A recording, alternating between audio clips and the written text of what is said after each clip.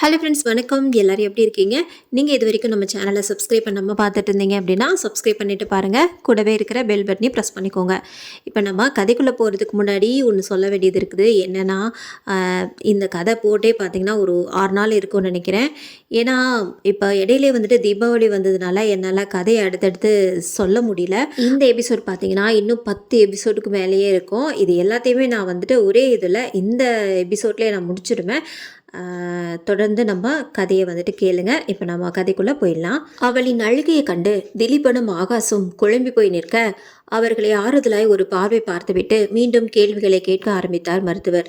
Renuka, emotional ஆகாதீங்க. உங்கள் வீட்டில் இருந்து வளைகாப்புக்கு போனீங்களே, அங்கே என்னாச்சு என மருத்துவர் கேட்க ஒரு நிமிடம் அமைதியாக இருந்துவிட்டு பேச ஆரம்பித்தாள் ரேணுகா. வளைகாப்புக்கு நானும் என்னோட ஃப்ரெண்டு அபியும் போயிருந்தோம். வளைகாப்பு எல்லாம் நல்லபடியாக முடிஞ்சிருந்துச்சு. அந்த மண்டபத்து மாடியில் ஒரு குட்டி பொண்ணு பட்டம் விட்டுட்டு இருந்தா. நானும் அபியும் அதை ரசித்து பார்த்துட்டு இருந்தோம். திடீர்னு காதில் அந்த பொண்ணோட பட்டம் பறந்து போய் மாந்தோப்பு பக்கத்தில் இருக்கிற ஒரு பில்டிங் கிட்ட விழுந்துடுச்சு. என் பட்டம் எனக்கு வேணும் அப்படின்னு அந்த குழந்தை அழ ஆரம்பிச்சிட்டா. உடனே நானும் அபியும் ஓடி போய் அந்த குழந்தைய சமாதானப்படுத்துகிறோம். அழாதரா செல்லம், நானும் ஆண்டியை போய் அந்த பட்டத்தை எடுத்துகிட்டு வரோம், நீங்கள் அழலாமா, அம்மா கூட இருங்கன்னு சொல்லிட்டு அந்த குழந்தைய அவங்களோட அம்மா கிட்ட விட்டுட்டு நாங்கள் போய் பட்டம் எடுத்துகிட்டு வரோம், இவளை சமாதானப்படுத்துங்க அப்படின்னு அவங்க அம்மா கிட்ட சொன்னோம். பட்டம் போனால் போயிட்டு போகுதுங்க, அந்த பக்கம் யாரும் போகிறதில்ல. நீங்கள் ஏன் போகிறீங்க? ஏன், என்னாச்சு? அந்த தோப்புக்குள்ள நிறைய பாம்பு இருக்குது, அதனால் யாரும் அங்கே போகிறதில்ல. நீங்கள் ஏன் போகிறீங்க? ஏன், என்னாச்சு? அந்த தோப்புக்குள்ளே நிறைய பாம்பு இருக்குது, அதனாலேயே யாரும் அங்கே போகிறதில்ல. போன ஒரு சிலரையும் பாம்பு கடிச்சிருக்கு, அதனால தான் சொல்கிறேன், வேணா விடுங்க என அந்த குழந்தையின் தாயார் தடுக்க, போன உடனே நாங்கள் எடுத்துகிட்டு வந்துடுறோம், குட்டி அலறால, அவளை சமாதானப்படுத்துங்க, ஒன்றும் பிரச்சனை இல்லை, நாங்கள் போய் எடுத்துகிட்டு வரோம்னு சொல்லிட்டு நானும் அபியும் பட்டம் இருந்த இடத்த நோக்கி போனோம். அந்த பட்டம் மண்டபத்தை தாண்டி ஒரு வீடு இருந்துச்சு. அது பக்கத்தில் மாமரமும் தென்னை மரமும் நிறைய இருந்தது. மாமரக்கரையில் அந்த பட்டம் மாட்டிக்கிட்டு இருந்துச்சு. அந்த இடத்துக்கு நுழையிறதுக்கு முன்னாடி ஒரு போர்டு ஒன்று இருந்தது. இங்கே பாம்பு நடமாட்டம் அதிகமாக இருக்கிறதுனால யாரும் உள்ளே வராதிங்கன்னு எழுதி இருந்துச்சு. அதை பார்த்த உடனே எங்களுக்கு கொஞ்சம் பயம் இருந்தது. இருந்தாலும் எப்படியாவது எடுத்துகிட்டு வந்துடலாம்னு தைரியமாக நானும் அபியும் அங்கே போனோம். ஒரு வழியாக அந்த மாமரத்துக்கிட்ட போய் அந்த பட்டத்தை எடுத்துட்டு திரும்பும்போது அப்போ அங்க என்றவளின் உடல் நடுங்கியது. உடல் நடுங்கி அவளின் விழிகளில் கண்ணீர் ததும்பி அவளின் நெற்றியில் வேர்வை துளிகள் குப்பென பூத்தது. ரேணுகா, நீங்கள் பத்திரமா இருக்கீங்க, நீங்கள் பயப்படாம அங்கே என்ன நடந்துச்சுன்னு சொல்லுங்க என மருத்துவர் கூற ஒரு நிமிடம் தன்னை சமநிலைக்கு கொண்டு வந்து மீண்டும் பேச ஆரம்பித்தாள் ரேணுகா. பட்டத்தை எடுத்துட்டு திரும்பும்போது யாரோ முணுமுணுக்கிற சத்தம், அதுவும் பயத்தில் முணுமுணுக்கிற சத்தம் கேட்கவும் நானும் அபியும் அமைதியாக அந்த சத்தம் எங்கேருந்து வருதுன்னு பார்க்க ஆரம்பித்தோம். அது அந்த தோப்புக்குள்ளே இருக்கிற வீட்டுக்குள்ளே இருந்து சத்தம் வந்ததா தெரிஞ்ச உடனே அமைதியாக கவனிக்க ஆரம்பித்தோம். காற்றும் மெல்லமாக அடிக்க அங்கிருந்து ஜன்னல் கொஞ்சமாக திறந்து இருந்துச்சு. அது வழியாக பார்க்க ஆரம்பித்தோம்.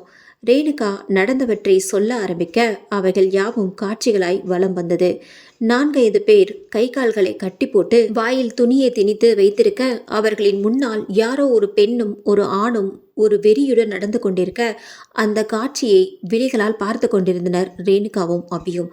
என்னடா, சொல்றதை கேட்க மாட்டீங்களா? உங்களுக்கு பயம் விட்டு போச்சுன்னு நினைக்கிறேன் என அந்த பெண் திமிராக பேச பயத்தின் உச்சியில் அவளை நடுக்கத்துடன் பார்த்து கொண்டிருந்தனர் அந்த 5 பேரும். விடு ரோஷி, ரொம்ப பயப்படுறானுங்க, இன்னும் ஏன் பயமுறுத்துற என அவளின் பக்கத்தில் இருக்கும் நொடியவன் அவளின் தோளின் மீது கையை போட்டு புன்னகைத்து கொண்டிருந்தான். நீங்கள் சும்மா இருங்க, இந்த பயம் அவனுங்களுக்கு பத்தாது, இன்னும் அவங்கள பயமுறுத்தினால்தான் என் வேலையும் தீரும், நம்ம நினச்சதெல்லாம் நடக்கும் என கொலவெறியுடன் கூற அருகில் அமர்ந்து கொண்டிருந்தவர்களின் கண்களில் பீதியும் பயமும் பீறிட்டு கொண்டிருந்தது. டேய், அதை எடுத்துட்டு வாங்கடா என அந்த பெண் அதிகார தோரணையில் கூற கருப்பு நிற பனியனும் கருப்பு நிற பேண்ட்டும் அணிந்த நல்ல உடலை வளர்த்த நெடியவன் ஒரு பாத்திரத்தில் கொதிக்க கொதிக்க தண்ணீரை கொண்டு வந்து வைத்தான்.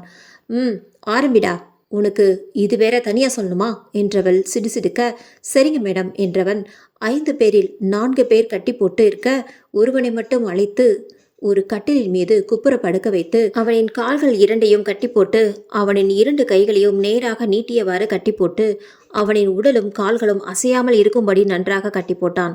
அதன் பின்பு அவன் நீட்டியிருந்த விரல்களில் கொதிக்க கொதிக்க சுடுநீரை அந்த கொடியவன் வெறியுடன் ஊற்ற அதை ஒரு வித உணர்ச்சியுமின்றி பார்த்து கொண்டிருந்தனர் அந்த பெண்ணும் ஆணும். நீரின் வேகமும் அதன் வீரியத்தையும் தாங்கிக் கொள்ளாமல், ஐயோ அம்மா வலிக்குதே, என்னை விட்டுருங்க என்று அந்த இளைஞன் கத்தினான். டேய் சுபாஷ், அவன் கத்துறான் பாரு, அவன் வாயில கொஞ்சம் துணியை வச்சு அழுத்திட்டு அதுக்கப்புறம் அவன் கையில சுடு தண்ணியை ஊத்து என அவள் உத்தரவிட, பெரிய துணியை சுருட்டி அவனின் வாயில் திணித்துவிட்டு மீண்டும் தண்ணீரை ஊற்றினான். என்னடா சொல்றதெல்லாம் கேட்பீங்களா? பேச்சு மாறினீங்க, உங்களுக்கும் இதே தண்டனை தான் என அருகில் கட்டி போட்டு இருந்த மீதம் இருக்கும் நபர்களிடம் அவள் பேசி கொண்டிருக்க, கட்டிலில் கட்டி போட்டிருந்தவனின் விரல்களில் மீது தண்ணீரை கொதிக்க கொதிக்க ஊற்ற ஊற்ற அது அப்படியே கொப்பளமாய் முட்டி கொண்டு வந்தது. சதை கிழிந்து ரத்தம் வழிந்தோடியது. வழியை பொறுக்க முடியாமல் வேதனையில் அவன் அப்படியே மயங்கி கிடக்க, அதை அனுபவித்தவனை விட அனுபவத்தின் வலி அங்கே கட்டி போட்டிருப்பவர்களின் கண்களில் தெரிய, அவர்களின் இதயம் தண்டவாளத்தில் ஓடும் ரயிலை போல அதிவேகமாக இதயம் துடித்து கொண்டிருந்தது. போதும் விடுடா, செத்துற போறான் என கூறிய பின்பு 2 கால்களையும் கட்டையும் அவுத்துவிட்டு அவனை தூக்கி கொண்டு வந்து மீண்டும் அமர வைத்து அவன் கால்களை கட்டி போட்டான் அந்த கருப்பு பனியன் போட்ட நெடியவன். என்ன, இந்த ட்ரீட்மெண்ட் போதுமா? நாங்கள் சொல்றத அப்படியே செய்யணும். கொஞ்சம் மாறினாலும் உங்க உயிர் உடம்புல இருக்காது. அவளை கண்டவுடன் ஏதோ மிருகத்தை கண்டது போல் அவர்களின் மனமும் விழியும் பயத்தில் பிதுங்கி நின்றது. டே சுபாஷ், கொஞ்ச நாளைக்கு முன்னாடி ஒருத்தன் வந்தான் இல்லை, அவன் என்ன சொல்கிறான்? சார், நீங்கள் என்ன பண்ணாலும் நீங்கள் சொல்கிறத நான் கேட்கவே மாட்டேன்னு ரொம்ப பிடிவாதம் பிடிக்கிறான். அப்படியா? அவனுக்கு அந்த அளவுக்கு துணிச்சல் வந்துடுச்சா? சரி சரி, அவனுக்கு இந்த ட்ரீட்மெண்ட் எல்லாம் செட் ஆகாது. அவனை முதல்ல இங்கே கூட்டிகிட்டு வா, என்ன பண்ணலான்னு நான் சொல்கிறேன் என்றவள் கூற, உடல் மெலிந்து முகத்தில் தாடி புதர் போல் வளர்ந்து கிடந்த ஒருவனை தரதரவென்று இழுத்து வந்தான் சுபாஷ். விட்டா செத்துருவ போல, உனக்கு எதுக்கு இவ்வளோ பிடிவாதம்? சொல்கிறத கேட்டா அமைதியாக சந்தோஷமாக வாழலாம்ல என்றவள் கூற, என் உயிரே போனாலும் சரி, நீங்கள் சொன்னதை நான் செய்ய மாட்டேன். ஏன் இப்படி எல்லாரையும் கொடுமைப்படுத்துறீங்க என ஆக்ரோஷமாக அவன் கத்த, எவ்வளோ பட்டாலும் இவன் திருந்த மாட்டான். இவனுக்கு வேற ட்ரீட்மெண்ட் இருக்கு. சுபாஷ், நான் சொன்னல, அந்த பொருளை எடுத்துட்டு வா என மீண்டும் அவள் குரல் கொடுக்க, சரிங்க மேடம் என கூறிய அந்த கருப்பு நிற உடை போட்ட அடியால் உள்ளே சென்று ஒரு டேபிள் ஃபேனை எடுத்துக்கொண்டு வந்து வைத்தான். ஃப்ளக் பாயிண்டில் ஃபேனின் பிளக்கை சொருவி சுவிட்சை ஆன் செய்தான். அது தன் வேலையை செய்ய ஆரம்பித்தது. காற்று வேகமாக சுழல ஆரம்பித்தது. எல்லோரும் குழப்பத்துடன் பார்த்து கொண்டிருக்க சுபாஷிடம் கண்களை காட்டினாள் அந்த பெண். புரிந்தவனாக தலையை அசைத்துவிட்டு அடம் பிடித்து கொண்டிருந்தவனின் கைவிரல்களை ஓடிக்கொண்டிருந்த ஃபேனுக்குள் திணிக்க, ஆ என்ற வலியுடன் கத்தினான். ரத்தம் துளி துளியாய் கொட்ட ஆரம்பித்தது. மற்ற விரல்களையும் அதே போல் திணித்து திணித்து எடுக்க வழியில் துடித்து போய் அப்படியே மயங்கி சரிந்தான் அவன். சொல்றத கேட்கலேனா இவனோட நிலைமை தான் உங்களுக்கும்.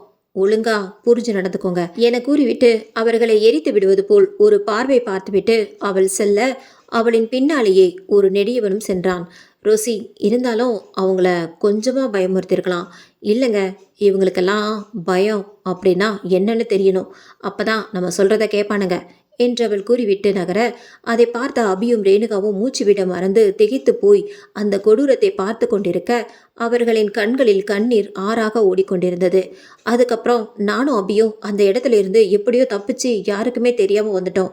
அன்னைக்கு பார்த்த அந்த விஷயம் என்றவள் கூறி கொண்டிருக்கும் போதே அவளின் உடல் நடுங்கி பேச்சின்றி அப்படியே மயங்கி போனாள். டாக்டர், கொஞ்சம் என்னாச்சுன்னு பாருங்க டாக்டர் என தன் மனைவியை நினைத்து ஆகாஷ் பதற, நீங்கள் பயப்படாதீங்க ஆகாஷ், அவங்களுக்கு ஒன்றும் இல்லை. அந்த அதிர்ச்சியில் மறுபடியும் மயங்கிட்டாங்க. அவங்க ரெஸ்ட் எடுக்கட்டும், நம்ம வெளியே போகலாம் என மருத்துவர் கூற திலீபனும் ஆகாஷும் வெளியே வந்தனர். திலீபனுக்கு அங்கே நடந்ததை ரேணுகா கூற கூற அவனுக்கு அப்படியே தூக்கி வாரி போட்டது. மருத்துவர் பேச ஆரம்பித்தார். அவங்க இவ்வளோ பெரிய கொடூரத்தை நேருக்கு நேராக பார்த்ததுனால தான் பயந்துருக்காங்க. அதனால தான் சுடு தண்ணியை பார்த்தாலும் சரி, ஃபேனை பார்த்தாலும் சரி, அவங்களோட ஆள் மனசு அந்த நினைவையே ஞாபகப்படுத்திட்டு இருக்கு. அவங்களால அதுலேருந்து வெளியில் வர முடியாமல் ரொம்ப பாதிக்கப்பட்டிருக்காங்க. இப்போ என்ன பண்ணுறது டாக்டர் என ஆகாஷ் கேட்க, அவங்க மனசில் பயம் இருக்குது, அது ஒன்றும் பிரச்சனை இல்லை. அவங்களுக்கு கவுன்சிலிங் கொடுத்து அவங்கள வெளியில் கொண்டு வந்துடலாம். அது மட்டும் இல்லாமல் அவங்களுக்கு கொஞ்சம் ட்ரீட்மெண்ட் கொடுத்தா அவங்க ஈஸியாக வெளியில் வந்துடுவாங்க. டாக்டர், அப்போது அபி அந்த கொடூரமான செயலை பார்த்ததுலேருந்து அவங்களாலையும் வெளியில் வர முடியல. அவங்க திரும்பவும் சுயநினைவுக்கு வரும்போது ட்ரீட்மெண்ட் கொடுத்து அவங்கள வெளியில் கொண்டு வர பார்க்குறேன் என மருத்துவர் கூற, தேங்க்யூ டாக்டர், அவங்க 2 பேரும் ரெக்கவர் ஆனாலே போதும், ரெக்கவர் ஆகிடுவாங்களன்னு நம்புவோம் எல்லாம் நல்லது தான் நடக்கும் என கூறிவிட்டு அந்த மருத்துவர் நகர்ந்து சென்றார். திலீபனும் அந்த அதிர்ச்சியில் இருந்து இன்னும் வெளிவராமல் தான் இருந்தான். அண்ணா, நீங்கள் போய் சாப்பிட்டு வாங்க, நானும் இவரும் ரேணுகா கிட்டே இருக்கோம் என சசி கூற, இல்லை இல்லை வேணாம், அதான் டாக்டர் பிரச்சனையை கண்டுபிடிச்சிட்டார்ல, அவங்க சரியாயிடுவாங்க, போய் ஒரு டீயாவது குடிச்சிட்டு வாங்க, சரி பார்த்துக்கோங்க என கூறிவிட்டு ஆகாஷ் வெளியே செல்ல சசி ஆர்வமாக தன் கணவனை பார்த்து கொண்டிருந்தாள். என்னாச்சுங்க, உள்ளே போயிட்டு வந்ததுலேருந்து உங்கள் முகமே சரியில்லையே, அண்ணாவும் ஒரு மாதிரியாக இருக்காரு, விஷயம் நம்ம நினச்ச மாதிரி இல்லை, ரொம்ப பயங்கரமாக இருக்குது என நடந்தவற்றையெல்லாம் கூற அப்படியே அதிர்ந்து போனாள் சசி. இரவு 11 மணியை கடந்திருந்தது. என்னால் அப்படி ஒரு விஷயத்தை யோசிக்கவே முடியல சசி. எப்படியெல்லாம் இருக்காங்க பாவம், எவ்வளோ சித்திரவதை அங்கே இருக்கிறவங்க அனுபவிச்சிருக்கிறாங்க. அவங்க ஏன் இந்த மாதிரி பண்ணுறாங்க? வெளியில் இருக்கிற யாருக்குமே இந்த விஷயம் தெரியலையே, எதுக்காக இப்படி ஆளுங்களை கூட்டிட்டு வந்து கொடுமைப்படுத்துகிறாங்க, ஒன்றுமே புரியலையே என யோசித்தவரை அங்கும் இங்கும் நடந்து கொண்டிருந்தான் திலீபன். சுவரின் ஓரம் போடப்பட்டிருந்த நாற்காலியில் கண்களை மூடி லேசாக கண்ணாயர்ந்தான் ஆகாஷ். திலீபனின் அலைபேசி அப்போது சினுங்கியது. சசியின் கையில் தான் திலீபனின் அலைபேசி இருந்தது. சந்திரன் தான் அழைத்திருந்தான். அப்போது நினைவு வந்தவளாய், ஏங்க நீங்கள் உள்ளே இருக்கும்போது ஒரு டைம் சந்திரன் கால் பண்ணியிருந்தாரு, வெளியே வந்த உடனே சொல்லலான்னு நினச்சேன், நீங்கள் நடந்த விஷயத்த சொன்ன உடனே நான் கொஞ்சம் மறந்துட்டேன், மறுபடியும் கூப்பிடுறாரு, கொஞ்சம் என்னன்னு கேளுங்க என கைபேசியை தன் கணவனிடம் கொடுத்தாள். கைபேசிக்கு உயிர் கொடுத்து பேச ஆரம்பித்தான் திலீபன். சொல்லு சந்திரன், என்ன விஷயம்? சார், ஒரு 10:30 மணிக்கு மேலே 5 காலேஜ் படிக்கிற பசங்க அந்த சிவப்பு பங்களாவுக்குள்ளே போனதான் கான்ஸ்டபிள் சொல்கிறார் சார் என சந்திரன் பதட்டத்துடன் கூற அதை கேட்டவுடன் அதிர்ந்து போனான் திலீபன். என்ன சந்திரன் சொல்கிறீங்க? இங்கே ஏற்கனவே புது குழப்பம் போயிட்டுருக்கு, இப்போ வேற இது வேறையா? தெரியல சார், யாரோ ஏற்காட்டை சுற்றி பார்க்க வந்த பசங்க தான் யாரோ இந்த பங்களாவை பற்றி சொல்லியிருக்காங்க, அதை பற்றி தெரிஞ்சுக்கணுன்னு தான் ஆர்வத்தில் வந்திருக்காங்க. கான்ஸ்டபிள் என்ன பண்ணுறாரு, தடுத்தாரா இல்லையா? எங்கே சார், அவனுங்க ஒரே தள்ளா தள்ளி விட்டுட்டு உள்ளே பூந்து போயிட்டானுங்க அப்படின்னு சொல்கிறாரு. கடவுளே! சரி சந்திரன், இங்கே வேறு மாதிரி பிரச்சனை போயிட்டுருக்கு, நீங்கள் கொஞ்சம் பாருங்கள், உள்ளே போய் பார்த்தீங்களா அந்த பசங்களோட நிலைமை என்ன ஏதுன்னு? உள்ளே போனவங்களோட நிலைமை என்னன்னு தெரியாதா சார்? 10:30 மணிக்கு போனாங்கன்னு அவசர அவசரமாக வந்தேன், வந்த கொஞ்ச நேரத்தில் உள்ளே போனேன், பசங்க யாரும் உள்ளே போனதுக்கான அறிகுறி சுத்தமாக இல்லை சார். நான் இப்போது அங்கே இருந்து தான் பேசுகிறேன், அவனுங்களுக்கு என்ன ஆச்சுன்னே ஒன்றுமே புரியல. சரி சந்திரன், அந்த விவகாரம் முடிஞ்ச அளவுக்கு வெளியில் போகாமல் பார்த்துக்கோங்க. ஏற்கனவே உள்ளே போனவங்களோட நிலைமை என்ன ஆச்சுன்னு தெரியல, இப்போ இது வேறையா என புலம்பிக் கொண்டிருந்தான் திலீபன். சரி சார், நீங்கள் எப்போ வருவீங்க? அது எனக்கு தெரியல சந்திரன், இங்கே என்னென்னமோ நடக்குது, இதுக்கு ஏதாவது ஒரு சொல்யூஷன் கண்டுபிடிச்சாதான் என்னால் அங்கே வர முடியும். அப்படியா சார், ஒரு முக்கியமான விஷயத்துக்காக தான் கால் பண்ணியிருந்தேன். என்ன விஷயம்? சார், அருண் வந்து டைரியை கொடுத்துட்டு போனார். டைரியா? ஆமாம் சார், சங்குவி மேடத்தோட டைரி அவங்களோட பீரோவில் ஏதோ ஒரு இடத்துல மறைச்சி வச்சுருந்தாங்களாம். இவர் ஏதோ தேட போய் அந்த டைரி கிடச்சிதான். That's good. அதை பிரித்து பார்த்தியா சந்திரன்? இல்லை சார், உங்ககிட்ட கொடுக்கலான்னு தான் வெயிட் பண்ணிகிட்ருக்கேன். இல்லை சந்திரன், அதுக்கெல்லாம் இப்போ டைம் இல்லை, இங்கே நிறைய விஷயம் நடந்துருச்சு என நடந்தவற்றையெல்லாம் கூற சந்திரனுக்கு அது திகைப்பாக இருந்தது.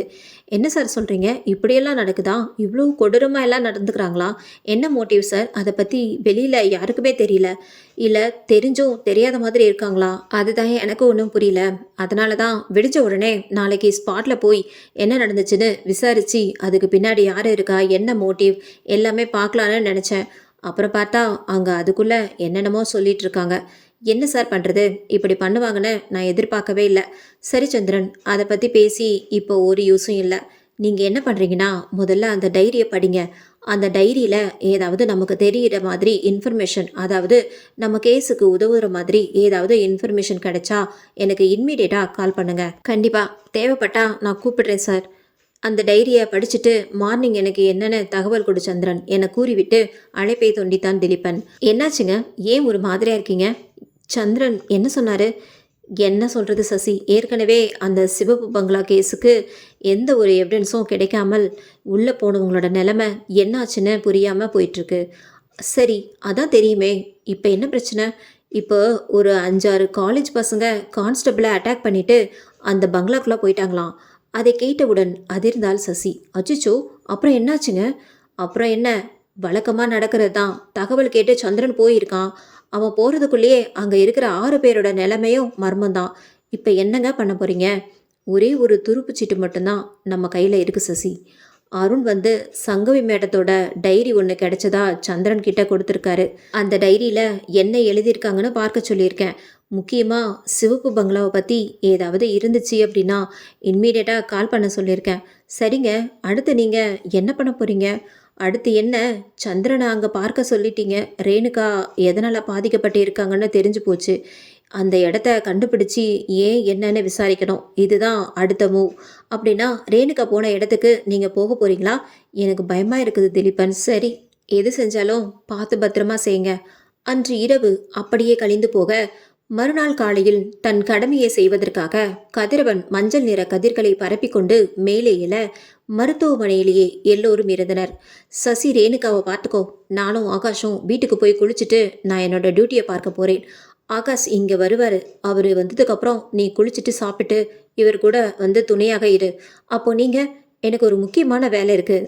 திலீபன் சொன்னது போலவே ஆகாஷின் வீட்டிற்கு சென்று குளித்துவிட்டு ரேணுகா வளைகாப்பிற்கு சென்ற அந்த ஊருக்கு சென்றான் திலீபன். அக்கம் பக்கத்தில் இருப்பவர்களிடம் விசாரித்துவிட்டு யாருக்கும் தெரியாமல் அவன் அந்த இடத்தை சேர்வதற்குள் மணி 10 கடந்திருந்தது. அதே போர்டு, பாம்புகளின் நடமாட்டம் அதிகம் இருப்பதால் உள்ளே யாரும் வரவேண்டாம் என்ற எழுத்து பொறிக்கப்பட்டிருந்தது. அது ஒரு பழமையான வீடு. வெளியில் இருந்து பார்ப்பவர்களுக்கு நிச்சயமாக பயத்தை தான் ஏற்படுத்தும். அங்கும் இங்கும் இடிந்து பழைய கட்டிடம் போல இருந்தது. உள்ளே தங்குவதற்கு கொஞ்சமும் தகுதி இல்லாதது போல் அந்த வீட்டின் அமைப்பு காட்சியளித்திருந்தது.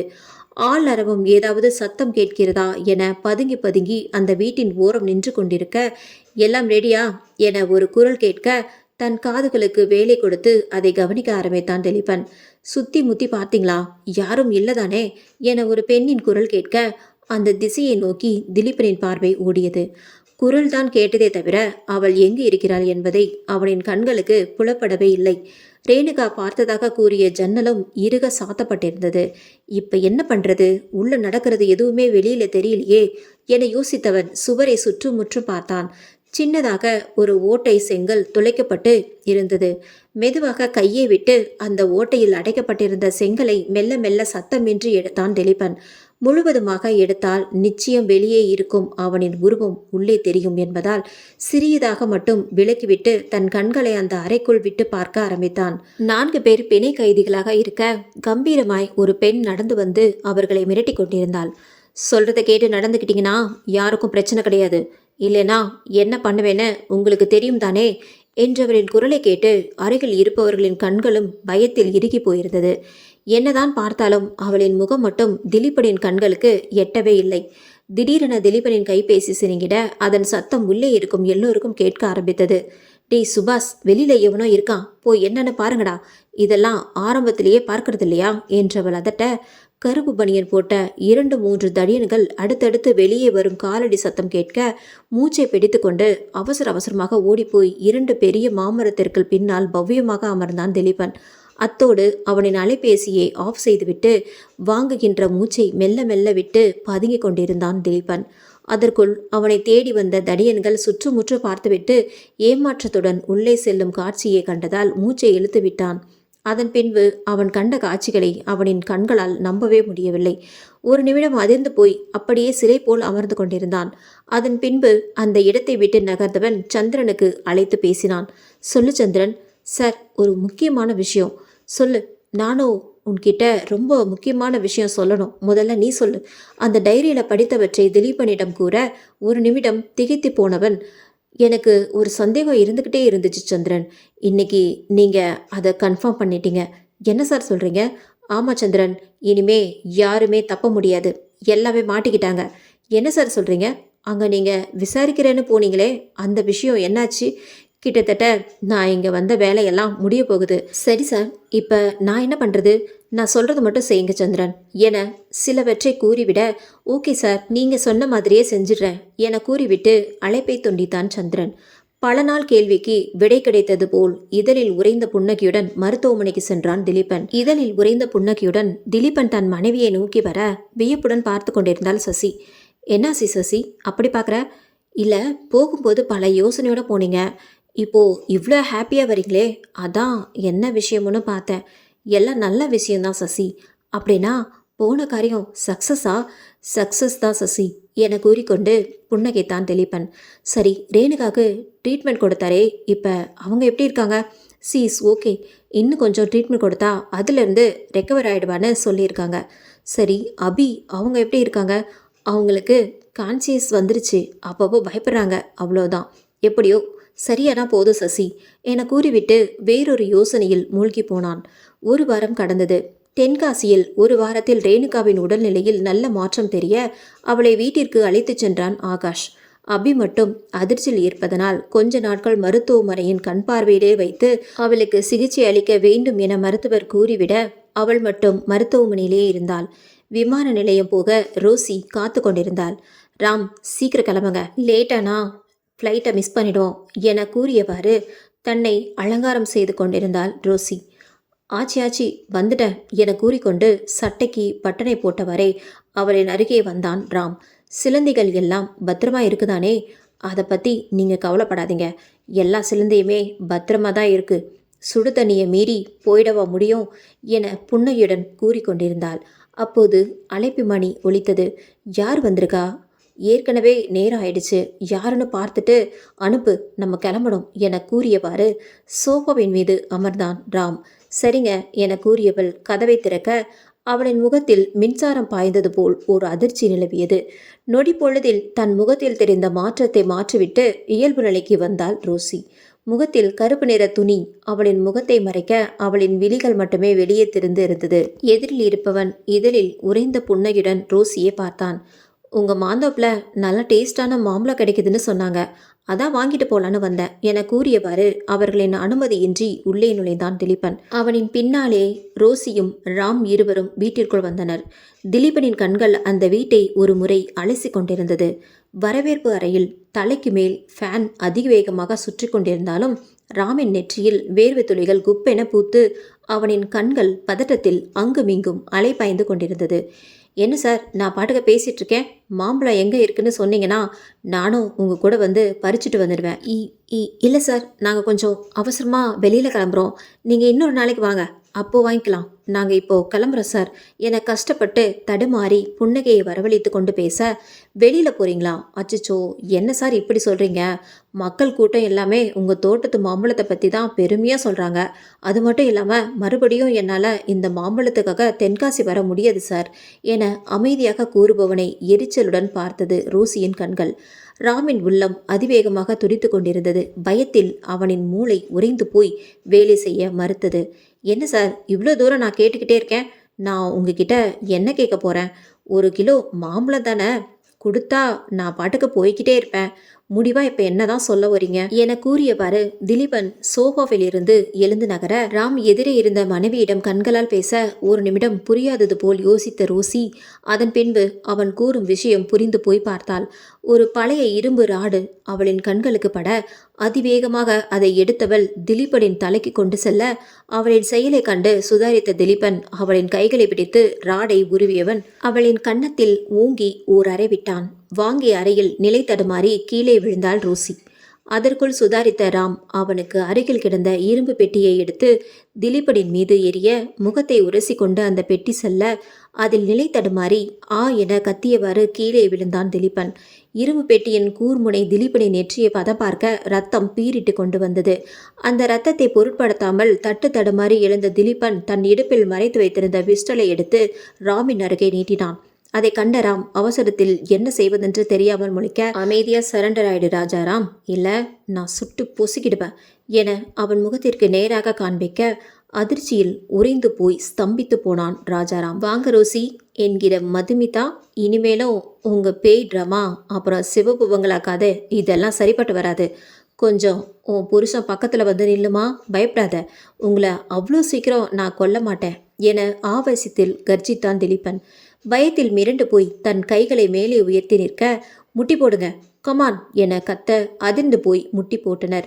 சந்திரன் என இதழில் உறைந்த புன்னகையுடன் திலீப் அழைக்க, சார் என கேட்டுக்கொண்டே உள்ளே வந்தான் சந்திரன். இவங்க 2 பேர்த்தையும் ஜீப்பில் ஏற்றுங்க, நேராக கமிஷனர் ஆஃபீஸ் கூட்டிகிட்டு வாங்க, அங்கே வச்சு இவங்களுக்கு ஒரு விசாரணை நடத்திடுவோம் என திலீபன் கூற, இருவரும் பேய் அறிந்தது போல் ஒருவரை ஒருவர் பார்த்து கொண்டிருக்க, பங்களாவுக்குள்ளே பேய் இருக்குன்னா பயமுறுத்துறீங்க, வாங்க, உங்களுக்கு உண்மையான பேய் பங்களாவை நாங்கள் காட்டுறோம் என கூறியவரை சந்திரன் அவர்கள் இருவரையும் ஜீப்பில் ஏற்றிக்கொண்டு புறப்பட அவர்களுடன் திலீபனும் வந்தான். சில மணி நேரங்கள் கழித்து கமிஷனர் குணசீலன் கம்பீரமாக நாற்காலியில் அமர்ந்து கொண்டிருக்க இருவரும் குற்றவாளியாக மர நாற்காலியில் அமர வைத்திருந்தனர். ரோசியின் முகம் கருப்பு துணியால் மூடியிருக்க அவளின் பக்கத்தில் அவளது கணவன் ராஜாராம் அமர்ந்து கொண்டிருந்தான். என்ன திலீபன், என்ன விவகாரம் இது? 1 வீக்குக்கு முன்னாடி கால் பண்ணீங்க, கேஸை பற்றி முக்கியமான எவிடன்ஸ் கிடச்சிதுன்னு சொன்னீங்க. நானும் சரின்னு சொன்னேன். அப்புறம் போலீஸ் ஃபோர்ஸ் வேணும்னு கேட்டீங்க, அதுக்கு அலோவ் பண்ணேன். இப்போ இவங்க 2 பேரையும் இங்கே கூட்டிகிட்டு வந்து உட்கார வச்சுருக்கீங்க. யார் இவங்க? சொல்கிறேன் சார். நம்ம பல நாளாக தேடிக்கிட்டு இருந்தோம் இல்லையா, சிவப்பு பங்களாவை பற்றின மர்மமான விஷயம். ஆமாம் திலீபன், அந்த கேஸுக்கு தான் ஒரு எண்டும் கிடைக்கலன்னு சொல்லிட்டு இருந்தோமே. உள்ளே போனவங்களோட நிலைமை என்ன ஆச்சுன்னு தெரியாத பட்சத்தில் இப்போ கூட காலேஜ் படிக்கிற 6 பசங்க உள்ளே போய் மர்மமான முறையில் காணாமல் போயிட்டாங்கன்னு சொன்னீங்களே. ஆமாம் சார், அதை பற்றி தான். சரி, யார் இவங்க? இவனை நீங்கள் பார்த்தது இல்லையா சார் என திலீபன் கேட்க, இல்லை திலீபன், எனக்கு சரியாக ஞாபகம் இல்லை. ஆனால் எங்கேயோ பார்த்த மாதிரி இருக்குது. இது யாரும் இல்லை சார், அந்த சிவப்பு பங்களா இருக்கிற கிராமத்து ஊர் தலைவர் பையன் ராஜாராம் இவன்தான் என கூற வியந்து போனார் கமிஷனர். வாட்? ஆமாம் சார், பங்களாக்குள்ளே போய் ஒரு கை மட்டும் வெட்டப்பட்டு ஆள் மர்மமான முறையில் காணாமல் போயிட்டாங்கன்னு சொன்னாங்களே. ஆமாம், அவங்க அப்பா கூட ஏதோ அந்த மதுமிதா பேய் கொன்னுடுச்சு, காவு வாங்கிடுச்சுன்னு சொல்லிட்டு இருந்ததா சொன்னீங்களே. ஆமாம் சார், அடுத்த அங்கே தான் வரேன். இதோ இங்கே உட்கார்ந்து இருக்காங்களே, இவங்க ரோசி கிடையாது. ரோசி என்கிற பேரில் தன்னை மறைச்சிக்கிட்டு பல கிரிமினல் வேலை பார்த்த மதுமிதா. என்ன சொல்கிறீங்க திலீபன்? எனக்கு ஒன்றுமே புரியல. 1 மினிட் சார். மதுமிதா, உங்கள் வேஷம் களைஞ்சிருச்சு. தயவு செஞ்சு உங்கள் முகத்தில் இருக்கிற படுதாவை நீங்களே எடுத்துட்டா நல்லா இருக்கும் என திலீபன் அதட்ட தன் முகத்திலிருந்து திரையை விலக்கினாள். அதை பார்த்த கமிஷனருக்கு குப்பென்று வேர்த்து போனது. இது அந்த சிவப்பு பங்களாவில் முத செத்து போனதா சொன்னாங்களே, அந்த பொண்ணு மதுமிதா தானே? ஆமாம் சார், அந்த பொண்ணே தான். ஒரு சின்ன திருத்தம், அவங்க செத்து போகலை, இன்னும் உயிரோட தான் இருக்காங்க. செத்து போனதா ட்ராமா பண்ணி ஊருக்குள்ளே பேய் வருது, அந்த பேய் எல்லாத்தையும் கொன்னுடுச்சுன்னு சொல்கிறாங்களே, அந்த பேய் இவ தான் என திலீபன் கூற குழம்பி போய் அவர்கள் இருவரையும் பார்த்து கொண்டிருந்தார் கமிஷனர் குணசீலன். நீங்கள் என்ன சொல்கிறீங்க திலீபன்? இங்கே என்ன நடக்குது? அந்த பங்களாவில் முதல்ல செத்தது தான் சொன்னது மதுமிதா தான். டெட் பாடியை கூட கிடச்சதுன்னு சொன்னாங்களே. அது மட்டும் இல்லாமல் அந்த பொண்ணு உயிரோட இருக்குன்னா அப்போ செத்து போனது யாரு? இவ்வளோ நாளாக இந்த பொண்ணு எங்கே இருந்துச்சு? இவங்க 2 பேர்த்தையும் எப்படி கண்டுபிடிச்சிங்க? இவங்களுக்கும் இந்த பங்களாக்கும் நடக்கிற மர்மமான விஷயத்துக்கும் சம்மந்தம் இருக்கா என பல கேள்விகளை அடுக்கி கொண்டே போனார் கமிஷனர் குணசீலன். நீங்கள் கேட்குற கேள்வி எல்லாத்துக்கும் பதில் சொல்கிறேன் சார். சில விஷயம் எனக்கு இன்னும் புரியாம தான் இருக்குது. அதற்கான விடையை இவங்க தான் சொல்லணும். சரி திலீபன், சொல்லுங்க. சார், இதோ இங்கே உட்காந்துருக்காங்களே, இவங்க பேர் மதுமிதா. சில வருஷத்துக்கு முன்னாடி 4 திருடக வந்து இவங்களை கொன்னதா சொல்லி ஒரு உடல் கிடச்சிதுன்னு சொன்னாங்க இல்லையா? அது போய் இந்த ஊரை விட்டு யாருக்கும் தெரியாமல் மதுமிதா போயிருக்காங்க. அன்னைக்கு நைட்டு செத்து போன ஒரு பொண்ணோட பாடியை கொண்டுட்டு வந்து அந்த வீட்டில் போட்டிருக்காங்க. இதில் முக்கியமான விஷயம், முகமும் உடலும் தெரிஞ்சா ஐடென்டிஃபை பண்ணிடுவாங்கன்னு சேஃபாக மூவ் பண்ணியிருக்காங்க. சேம் மதுமிதா மாதிரியே உடல் அமைப்பு கொண்ட ஒரு பொண்ணோட டெட் பாடியை ரெடி பண்ணி அதுவும் உடல் அழுகின நிலையில கொண்டு வந்து போட்டிருக்காங்க. அதையே ஊரும் நம்பியிருக்கு. போலீஸுக்கும் எந்த ஒரு சந்தேகமும் வரல. இவங்க வீட்டில் இருந்தும் எந்த ஒரு ஸ்டெப்பும் எடுக்காததுனால ஆட்டோமேட்டிக்காக அந்த கேஸ் அப்படியே க்ளோஸ் பண்ணிட்டாங்க. ஓ, ஐ சி. ஆமாம் சார், அது மட்டும் இல்லாமல் இங்கே உட்காந்துருக்காளே, இவ ஒரு கிரிமினல். ஆல்ரெடி 2 பேர்த்த, அதாவது அந்த ஊருக்கு வர்றதுக்கு முன்னாடியே 2 பேரை கொலை பண்ணிட்டு தான் இந்த ஊரை தேர்ந்தெடுத்து இங்கே ஒரு வீட்டையும் கட்டியிருக்கா என்றவன் கூறும்போது அதிர்ந்து போனார் குணசீலன். என்ன சொல்கிறீங்க, கொலையா? ஆமாம் சார், இவளுக்கு அப்பா அம்மா 2 பேருமே இருந்திருக்காங்க. இவளோட ஃபேமிலி கொஞ்சம் ரிச் ஃபேமிலி தான். ஆனால் மதுமிதாவோட பழக்க வழக்கம் சரியில்லாதனால அவங்க வீட்டில் கண்டிஷன் போட்டிருக்காங்க. பழக்க வழக்கம் சரியில்லைன்னா எனக்கு புரியலையே. அன்டைமில் வீட்டுக்கு வர்றது, காசை தண்ணி மாதிரி செலவு பண்ணுறது, பார் டிஸ்கோன்னு ஊரை சுற்றுறது, தப்பான சகவாசம், யாரையும் மதிக்காமல் பணத்தால் எதையும் செஞ்சிடலாம்னு திமிரோடு நடந்திருக்கா. அதனால் அவளோட ஃபேமிலி அவளுக்கு கண்டிஷன் போட்டிருக்காங்க. இது எல்லாம் நாங்கள் கஷ்டப்பட்டு சம்பாதிச்சது. பணத்தோட அருமை உனக்கு புரியணும். அதனால் எந்த பணமும் உனக்கு சேராது. உன்னோட உழைப்பால் தான் நீ முன்னேறிக்கணும் அப்படின்னு சொல்லியிருக்காங்க. கொஞ்ச நாள் காசு பணம் எதுவும் கொடுக்காம அவளை சம்பாதிக்க சொல்லியிருக்காங்க. ஆனால் அது அவளால் முடியல. அப்போ தான் அவளுக்கு பணத்து மேலே இன்னும் வெறி அதிகமாக இருக்குது.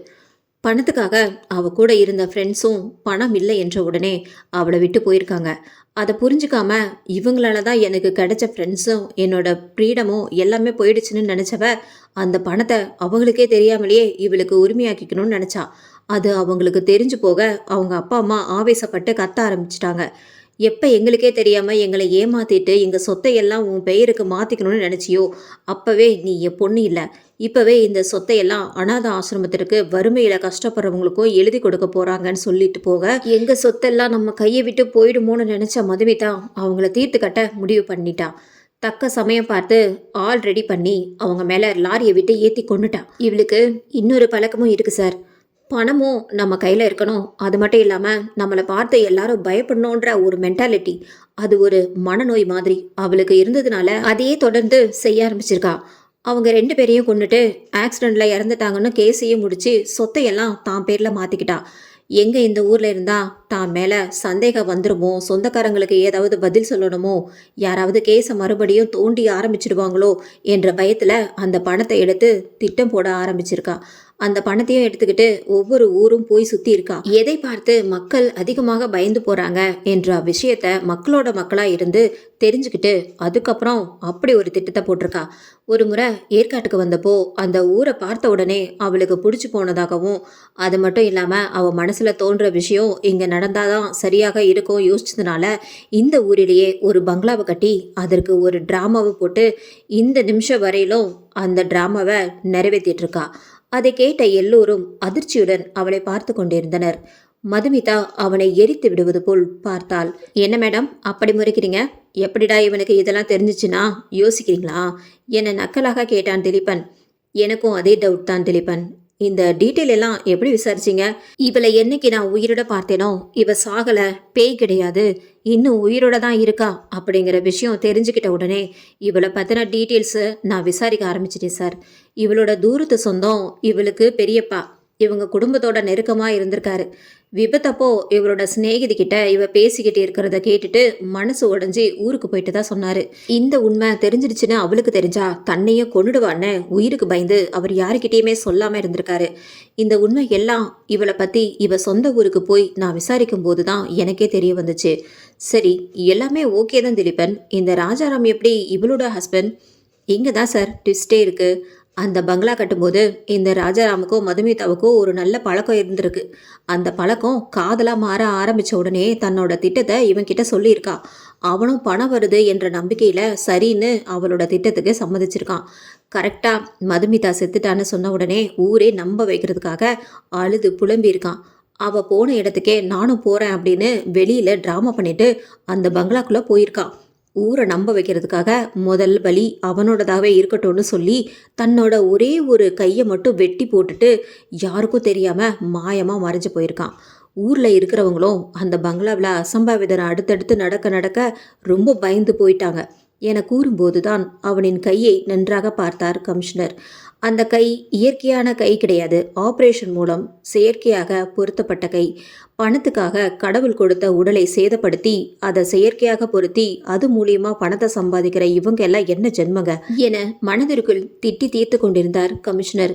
சரி திலீபன், உள்ள போனவங்க என்ன ஆனாங்க? எல்லாருமே பத்திரமா தான் இருக்காங்க சார். ஆனா இங்க இல்லை, வெவ்வேறு ஊர்ல. ஒரு குழப்பத்துடன் திலீபனை பார்க்க, என் ஃப்ரெண்டோட ஒய்ஃப் ஏதோ டிப்ரெஷனாக இருக்காங்க, வித்தியாசமாக நடந்திருக்காங்கன்னு சொல்லி கால் பண்ணியிருந்தாங்க. நான் அதுக்காக தான் உங்ககிட்ட பர்சனல் லீவு கேட்டுட்டு போயிருந்தேன். அப்போதான் இவங்க பண்ண கொடூரத்தை ரேணுகா சொல்லிக்கிட்டு இருந்தாங்க. அதாவது பங்களாக்குள்ள போய் மறைஞ்சு போறவங்க எல்லாரும் மர்மமான முறையில் காணாமல் போன எல்லாருமே தென்காசியில் இவளோட கட்டுப்பாட்டில் இருக்கிற ஒரு வீட்டுக்குள்ள கொத்தடிமை மாதிரி சித்திரவதை பண்ண விஷயம் எனக்கு அப்பதான் தெரிஞ்சுது. ரேணுகா சொன்ன விஷயம் எல்லாம் உண்மையா பொய்யான்னு தெரிஞ்சுக்கிறதுக்காக நான் அந்த வீட்டுக்கு போனேன். அப்பதான் பார்த்தேன். அப்போ கூட ரோசியோட முகம், அதாவது மதுமிதாவோட முகம் எனக்கு சரியா தெரியல. கை விரலில் கொதிக்க கொதிக்க சுடு தண்ணி ஊற்றுறதும் ஓடுற ஃபேனில் கையை விடுவதும் அவங்கள அவ்வளோ சித்திரவதை பண்ணிட்டு இருந்தா. அவங்க என்ன பண்ணுறாங்க என்பதை பதுங்கி பார்த்துட்டு இருக்கும்போது தான் சந்திரன் எனக்கு கால் பண்ணியிருந்தாரு. அப்போ தான் நான் ஒரு மரத்துக்கு பின்னாடி போய் ஒளிஞ்சிருந்தேன். திடீர்னு ஒரு கண்டெய்னர் ஒன்று வந்து இறங்குச்சு. அந்த கண்டெய்னரில் 6 பசங்க அதுவும் காலேஜ் படிக்கிற பசங்க. மிஞ்சி மிஞ்சி போனால் வயசு எப்படியும் ஒரு 19 20 தான் இருக்கும். இன்னொரு விஷயம் எனக்கு ஞாபகம் வந்தது. சந்திரன் சொன்னாரே 6 பசங்க நேற்று உள்ளே போனாங்க, திரும்ப வரலன்னு. இம்மிடியேட்டாக அந்த பசங்க ஃபோட்டோ கேட்டு பார்க்கும்போது அங்கே போன அதே பசங்க தான் இங்கே தென்காசியில் பிணை கைதிகளாக தரன்னு இழுத்துட்டு வரப்பட்டிருந்தாங்க. அப்போ தான் மதுமிதாவோட முகத்தை நான் நல்லா பார்த்தேன். கூடவே அந்த ராஜாராமையும் பார்த்தேன். அதுக்கப்புறம் இவளை பற்றின ஃபுல் டீட்டெயில்ஸ் தெரிஞ்சுக்கணும் என்பதற்காக ஒரு வாரம் இன்வெஸ்டிகேஷன் பண்ணி இவங்களை அரெஸ்ட் பண்ண முடிஞ்சுது. Good job Dhileepan. Thank you sir. சரி, இவளோட மோட்டிவ் தான் என்ன?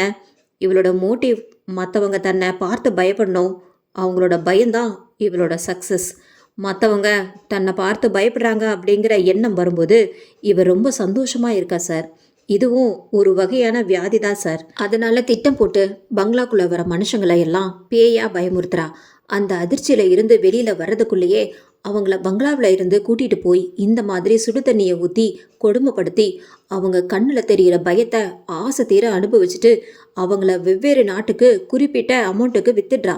என்னது, மனுஷங்களை ஷேல் பண்ணுறாளா? ஆமாம் சார். சில நாடுகளில் குறிப்பிட்ட நகரத்தில் காசு பணம் எதுவும் கொடுக்காம கொத்தடிமையாக வேலை செய்கிறவங்கள எதிர்பார்க்குறாங்க. அதுக்காக இந்த மாதிரி திட்டம் போட்டு அவங்கள கொடுமைப்படுத்தி அவங்க வாயாலேயே அந்த வேலையை செய்ய சம்மதமாகி லட்சக்கணக்கில் ஏஜென்ட் மூலியமா வித்துடுறாங்க. அதை கேட்டவர் அதிர்ச்சியில் உறைந்து போனார். அதிலிருந்து வெளிவரவே அவருக்கு சில நிமிடங்களானது. என்ன சொல்கிறீங்க திலீபன், இப்படியெல்லாம் நடக்குதா? நடக்குது சார். சில இடத்துல ஆடுகள் மேய்க்கிறதுக்காகவும் ஆஃபீஸ் ஒர்க் செய்கிறதுக்காகவும் ஃபேக்ட்ரியில் கொத்தடிமையாக வேலை செய்வதற்காகவும் ஒட்டகம் மேய்ப்பதற்காகவும் இந்த மாதிரி கொண்டுட்டு போய் மொழி தெரியாத ஊரில் விடுறாங்க. அவங்களும் என்ன பண்ணுறது ஏது பண்ணுறதுன்னு தெரியாமல் தன்னோட வாழ்க்கையை தொலைச்சிடுறாங்க சார். இவ நினைக்கிற பயமும் அவளுக்கு கிடைச்சிது. இவ கேட்ட பணமும் அவளுக்கு கிடைக்கிது. அதனால தான் பங்களான்னு ஒரு விஷயத்தை க்ரியேட் பண்ணி அதுக்குள்ளே ஆளுங்களை வர வச்சு அவங்கள இந்த மாதிரியெல்லாம் பண்ணிகிட்ருக்கா. அதை கேட்டு எல்லோரும் அதிர்ச்சியில் பனிக்கட்டிய போல் அப்படியே உறைந்து போனார்கள். அது ஓகே திலீபன், இங்கே இருக்க சிவப்பு பங்களாலேருந்து எப்படி தென்காசிக்கு போக முடியும்? எப்படி இருந்தாலும் இவங்க தப்பிச்சு போகிறது கண்டுபிடிச்சிடலாமே. அது எப்படி உள்ளே போனவங்க அரை மணி நேரத்தில் 1 மணி நேரத்துலேயோ மாயமாக மறைஞ்சிடுறாங்க? அந்த கேள்விக்கான பதில் இவங்க தான் சார் சொல்லணும் என கூறியவனின் விழிகள் மதுமிதாவையும் ராஜாராமையும் கேள்வியுடன் பார்த்தது. என்னடா முறைக்கிற? சார் தான் கேள்வி கேட்குறார்ல, பதில் சொல்லு என அதட்டினான் சந்திரன். ஏன் இவ்வளோ கண்டுபிடிச்ச உங்களுக்கு சாரால இதை கண்டுபிடிக்க முடியாதா என கோபத்தில் உருமினார் மதுமிதா. என்ன பண்ணுறதெல்லாம் பண்ணிட்டு உன் வேலையை எங்கேயே காட்டுறியா என்றான் சந்திரன். விடு சந்திரன், இவங்கள இப்படி விசாரிச்சா உண்மை வராது. அதை விசாரிக்க வேற வழி ஒன்று வச்சிருக்கேன். என்ன வழி திலீபன் என கமிஷனர் கேட்க, கொஞ்ச நேரம் மட்டும் வெயிட் பண்ணுங்க சார் என கூறியவன் சந்திரனிடம் கண்களால் எதையோ செய்கை செய்ய, புரிஞ்சது சார் என கூறிக்கொண்டு வெளியில் சென்றவன் 10 நிமிடத்தில் ஒரு நபரை அழைத்து வந்து கொண்டிருந்தான். கமிஷனர் குழப்பத்துடன் அவரை பார்த்தார். இதழில் உறைந்த புன்னகையுடன், வாங்க ஊர் தலைவர் ஐயா என திலீபன் கேட்க, நாற்காலியில் கையில் விலங்குடன் அமர்ந்து கொண்டிருந்த மதுமிதா ராஜாராம் இருவரின் முகமும் இறுகி போயிருந்தது. நொடி பொழுதில் வேர்வை துளிகள் குப்பன இருவரின் முகத்திலும் பூத்து கொழுங்க அவரின் கண்களில் ஒருவித பதட்டம் நிலவியது. வந்த ஊர் தலைவர் நேரடியாக கமிஷனரிடம் வந்து வணக்கம் தெரிவித்தார். தம்பி, ஏதோ முக்கியமான விஷயம் பேசணும்னு வர சொன்னீங்களாம், அதுதான் வந்தேன். என்ன விஷயம் தம்பி என திலீபனிடம் கேட்க, ஆமாங்க ஐயா, ஒரு முக்கியமான விஷயம்தான். இவங்க 2 பேரும் உங்களுக்கு யாருன்னு தெரியுதா என கூறிய பின்பு தான் மரணாற்காலியில் விலங்குடன் அமர்ந்து கொண்டிருந்த இருவரையும் பார்த்தார். அவரின் முகத்தில் பலவித உணர்வுகள் வந்து போனது. அவரின் தொண்டை பேச்சின்றி உலர்ந்து போக எச்சிலை விழுங்கி தொண்டையை நினைத்து கொண்டார். இவங்க இது மதுமிதா தானே? இது என் பையன் ராஜாராம் என ஆவேசத்துடன் அவர்களின் அருகே வந்தார். நீங்க உயிரோட தான் இருக்கீங்களா? இவ்வளோ நாள் எங்கடா போனீங்க என கண்ணீர் மழையில் தன் மகனை தொட்டு தழுவினார் முத்துவேல். சுவரின் ஓரம் சாய்ந்து தன் 2 கைகளையும் மார்புக்கு குறுக்கே கட்டிக்கொண்டு அங்கே நடப்பதை வேடிக்கை பார்த்து கொண்டிருந்தான் திலீபன். மற்றவர்கள் எல்லாம் அங்கு நடக்கும் நிகழ்வை குழப்பத்துடன் பார்த்து கொண்டிருந்தனர். இவ்வளோ நாள் எங்கடா போனீங்க? இப்போ எப்படி இங்க என பாசமழையை பொழிந்து தள்ள, சார் இவங்க எங்கே இருந்தாங்க சார்? இவங்க என்ன தப்பு பண்ணாங்க? இவங்களை எதுக்கு இங்கே கூட்டிகிட்டு வந்து வச்சுருக்கீங்க? ராஜா வாடா நாம போகலாம், கமிஷனர் சார்கிட்ட சொல்லி உன்னை விடுவிக்க சொல்கிறேன் என முத்துவேல் கமிஷனரின் அருகே வந்து கேட்க, 2 கரங்களையும் தட்டி கொண்டு, சபாஸ், சும்மா சொல்லக்கூடாது, ரொம்ப நல்லாவே நடிக்கிறீங்க என திலீபன் கையை தட்டி கொண்டு முத்துவேல் முன்னால் வந்து நின்றான். அவரின் நெஞ்சு கூட்டுக்குள் இருந்து இதயம் கீழே விழுந்துவிடும் அளவிற்கு வேகமாய் துடித்து கொண்டிருந்தது. என்ன தம்பி சொல்றீங்க? எனக்கு ஒண்ணுமே புரியல. நான் நடிக்கிறேனா என்று அவர் கேட்க, சார் நீங்க யாருன்னு எங்களுக்கு தெரிஞ்சு போச்சு. இனிமேல எதுக்கு டிராமா பண்ணிக்கிட்டு இருக்கீங்க? உங்க வேஷம் கலைஞ்சிடுச்சு சார் என மீண்டும் திலீபன் கூற, பேய் அறைந்தது போல் திடுக்கிட்டு நின்று கொண்டிருந்தார் ராஜாராமின் அப்பா. சும்மா சொல்லக்கூடாது, நல்லாவே நடிக்கிறீங்க. நீங்கள் மட்டும் சினிமாவுக்கு போனீங்கன்னா உங்களுக்கு தான் முதலிடம் தருவாங்க சார். அந்த அளவுக்கு நடிக்கிறீங்க. நானே ஒரு நிமிஷம் நம்பிட்டேன்னா பார்த்துக்கோங்க. அந்த அளவுக்கு நடிக்கிறீங்க என ஒவ்வொன்றாக திலீபன் பேச, தன் மகனையும் மருமகளையும் மாறி மாறி பார்த்து கொண்டிருந்தார் ஊர் தலைவர். என்ன திலீப், என்ன வேஷம்? அது ஒரு பெரிய கதை சார். மகனும் மருமகளும் ஃப்ராடுன்னு பார்த்தா மாமனார் அதை விட பயங்கர கில்லாடியா இருக்காரே. எமோஷனல் ட்ராமா போட்டு சிம்பத்தி கிரியேட் பண்ணி ஊரை ஏமாற்றி கடைசியில் நம்மளையே ஏமாத்திட்டாருன்னா பார்த்துக்கோங்க. அவ்வளோ பெரிய கில்லாடி. என்ன முத்துவேல் சார், நான் சொல்கிறது கமிஷனருக்கு புரியுதோ இல்லையோ, உங்களுக்கு புரிஞ்சிருக்கணும்னு நினைக்கிறேன் என சின்ன முறுவலுடன் கூறியவன் அவரின் தோள் மீது கையை அழுத்தமாக வைத்தான் திலீபன். எலிபுரிக்குள் மாட்டிய எலியைப் போல் பரிதவிப்புடன் நின்று கொண்டிருந்தார் முத்துவேல். உண்மையை சொல்கிறீங்களா, இல்லை மறுபடியும் உங்கள் நாடகத்தை நடத்தலாம்னு நினைக்கிறீங்களா? உங்கள் நடிப்பை ஊர் ஜனங்க நம்பலாம். ஏன், உங்கள் வீட்டில் ஒரு பையனை வளர்த்துட்ருக்கீங்களே, சாரி ஆக்சிடெண்ட்டில் செத்து போன யாரோ ஒருத்தரோட பையனை எடுத்துகிட்டு வந்து வளர்த்துறீங்களே, அந்த சின்ன பையன் கூட நம்பலாம். நாங்கள் நம்ப தயாரில்லை, புரியுதா? அமைதியா உண்மையை இப்போ சொல்கிறீங்களா இல்லையா என அதட்டலுடன் திலீபன் கேட்க, நொடி பொழுதும் தாமதிக்காமல் தன் இடுப்பு பகுதியில் மறைத்து வைத்திருந்த கத்தியை எடுத்து தன் அருகில் நின்று கொண்டிருந்த சந்திரனின் கழுத்தில் வைத்தார் முத்துவேல். அவரது அதிரடி செயலில் அனைவரும் ஸ்தம்பித்து போய் நிற்க, கண்களில் பீதியுடன் நின்று கொண்டிருந்தான் சந்திரன். அட பாவி மனுஷா, பார்க்க அப்பாவை மாதிரி இருந்துட்டு கடைசியில என் கழுத்திலேயே கத்தியை வச்சிட்டியேடா என பயத்துடன் முணுமுணுத்து கொண்டிருந்தான் சந்திரன். ஏய் அமைதியா இரு, இல்லைனா உன்னோட உயிர் போயிடும் என அதட்டி விட்டு எதிரே நின்ற திலீபனை பார்த்தார்.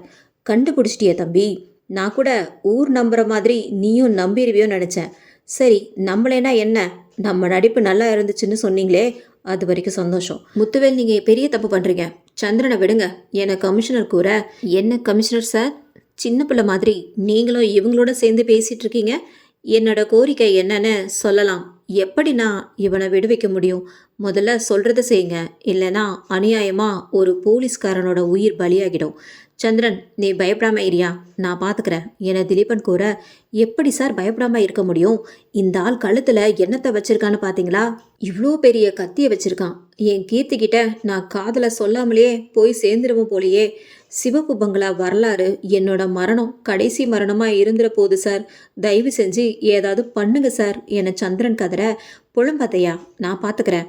நீங்கள் பார்த்துப்பீங்களா? நீங்கள் என்னத்தை தம்பி பார்க்க போகிறீங்க? நான் சொல்கிறத கேளுங்க. அமைதியா என் மருமகளையும் என் மகனையும் விட்டுருங்க. தொடர்ந்து கேஸையும் இத்தோட கைவிடுங்க.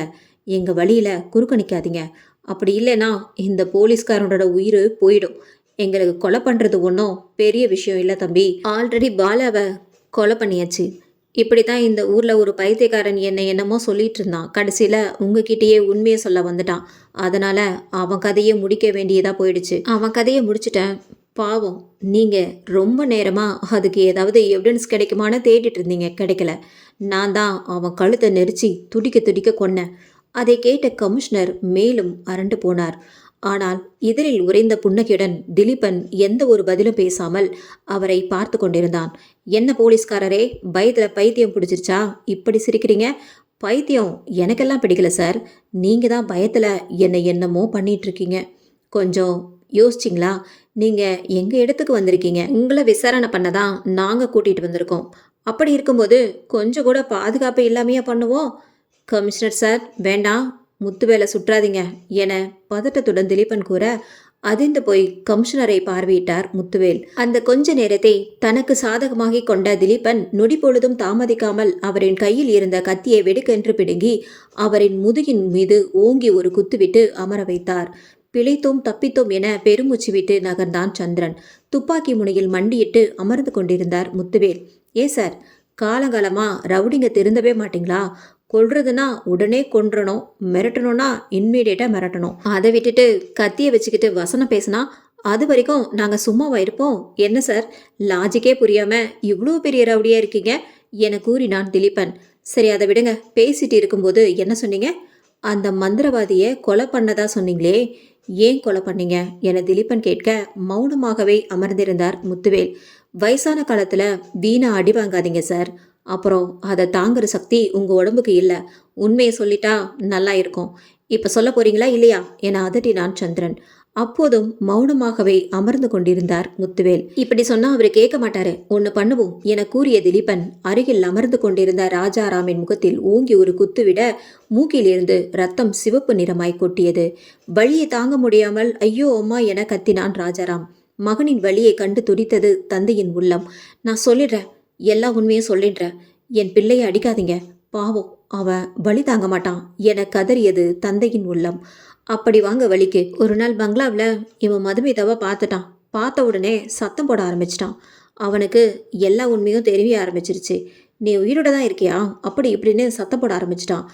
இப்போவே போய் ஊரில் இருக்கிறவங்க கிட்ட சொல்லி உன்னை என்ன பண்ணுறேன்னு பாரு என ஆவேசமாக கிளம்பிட்டான். கட்டையை எடுத்து அவன் தலையில் பலமாக அடித்தேன். அடிச்ச அடியில் செத்துருவான்னு நினச்சேன். ஆனால் பைத்தியமாக தெரிய ஆரம்பிச்சிட்டான். கொஞ்ச நாள் நல்லா தான் இருந்தான். திடீர்னு அவனுக்கு கொஞ்சம் கொஞ்சமாக புத்தி தெளிய ஆரம்பிச்சிருச்சு. அன்னைக்கு அவன் உங்ககிட்ட பேசிகிட்டு இருக்கும்போதே நான் மறைமுகமாக பார்த்துட்டு தான் இருந்தேன்.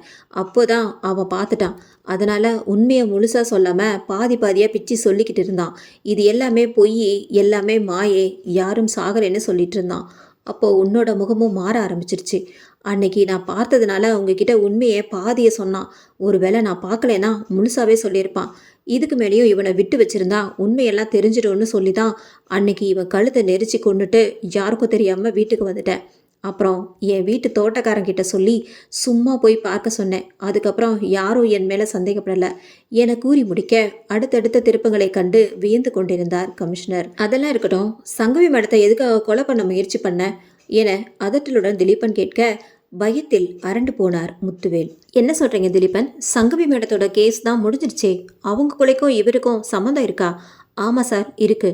அன்னைக்கு நான் ரேணுகா கேஸை விசாரிப்பதற்காக தென்காசி போய் மதுமிதாவையும் ராஜாராமையும் மறைமுகமாக பார்த்துக்கிட்டு இருந்த அன்னைக்கு சந்திரன் எனக்கு கால் பண்ணியிருந்தாரு.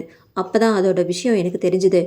அருண் சங்கவி மேடத்தோட டைரியை கொண்டு வந்து கொடுத்ததா சொன்னார். அதில் என்ன விஷயம் இருக்குது அப்படின்னு படித்து எனக்கு இன்ஃபார்ம் பண்ண சொல்லியிருந்தேன். சந்திரன் கிட்ட அதே மாதிரி கால் பண்ண சொல்லியிருந்தேன். ஹலோ சந்திரன் சார், ஒரு முக்கியமான விஷயம் சார். நீங்கள் சொன்ன மாதிரியே சங்கவி மேடத்தோட டைரியை நான் படித்தேன் சார். நம்ம எதிர்பார்க்காத ஒருத்தரோட பேரை அதில் மென்ஷன் பண்ணியிருக்காங்க. அது மட்டும் இல்லாமல் சிவப்பு பங்களாவை பற்றியும் எழுதியிருக்காங்க சார்.